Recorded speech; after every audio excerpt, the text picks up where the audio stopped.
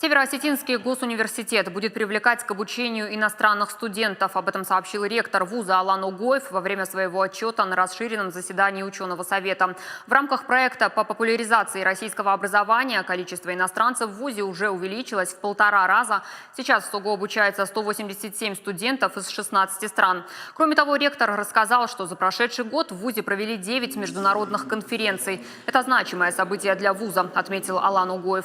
Одним из достижений 2018 года также стала возможность открыть на базе университета военные учебные центры. В новом учебном году наберут первых студентов. Говорили и о помощи в подготовке аспирантов, докторантов и соискателей. В завершении доклада Алан Угоев предложил объявить 2020 годом образования и науки в республике, так как в этом году старейшему образовательному центру Юга России СОГУ исполняется 100 лет.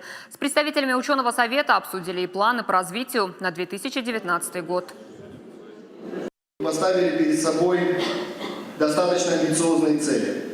Это увеличить количество студентов, обучающихся на очной форме до 5000 человек, сохранив при этом средний балл ЕГЭ не ниже 60.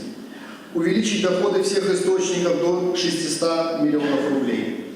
Довести удельный вес численности магистрантов и аспирантов в общей численности обучающихся до 20%. Увеличить объемы НИОКР в расчете на одного научно-педагогического работника до 60 тысяч рублей.